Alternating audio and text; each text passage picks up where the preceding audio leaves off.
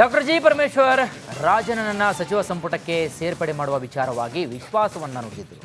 DCM ಆದ ಬಳಿಕ ಮೊದಲ ಬಾರಿಗೆ ಪರಮೇಶ್ವರ್ ತುಮಕೂರಿಗೆ ಭೇಟಿ ನೀಡಿದ್ರು.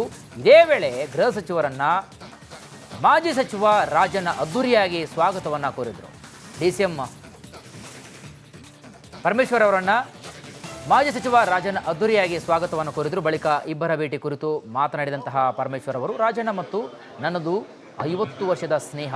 ಈ ಸಂದರ್ಭದಲ್ಲಿ ಪಕ್ಷವನ್ನು ಸದೃಢ ಮಾಡಲು ನಾವೆಲ್ಲ ಒಟ್ಟಿಗೆ ರಾಜಕಾರಣವನ್ನು ಮಾಡಬೇಕಾಗಿದೆ ಅಂತಹ ವಿಶ್ವಾಸದ ಮಾತುಗಳನ್ನು ಆಡಿದ್ದಾರೆ.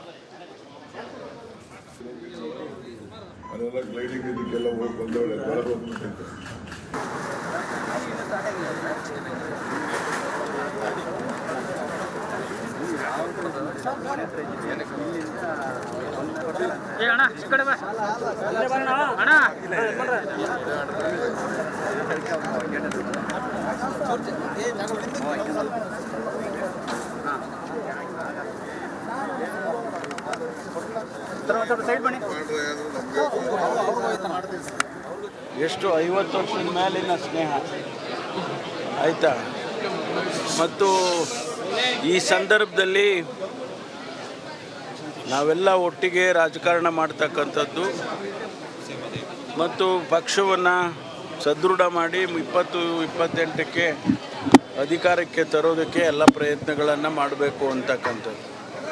ಹಾಗಾಗಿ ಇವತ್ತು ನಾವೆಲ್ಲ ಒಟ್ಟಿಗೆ ಇದ್ದೀವಿ ಅಂತೇಳಿ ಒಂದು ಸಂದೇಶ ಹೋಗಬೇಕಲ್ಲ, ಅದಕ್ಕಾಗಿ ಮತ್ತು ನನಗೆ ಆತ್ಮೀಯ ಸ್ನೇಹಿತ ಜೊತೆಗೆ ಮಾಜಿ ಸಚಿವರು, ಶಾಸಕರು, ಸಾರ್ವಜನಿಕ ಬದುಕಿನಲ್ಲಿ ಸುದೀರ್ಘವಾದಂಥ ರಾಜಕಾರಣ ಮಾಡಿ ವಿಶೇಷವಾಗಿ ಸಹಕಾರಿ ಕ್ಷೇತ್ರದಲ್ಲಿ ಕೆಲಸ ಮಾಡಿರ್ತಕ್ಕಂಥವ್ರು. ಹಾಗಾಗಿ ನಮ್ಮ ಭೇಟಿ ಏನು ಹೊಸದೇನಲ್ಲ ಅಥವಾ ಅನಿರೀಕ್ಷಿತನೂ ಅಲ್ಲ.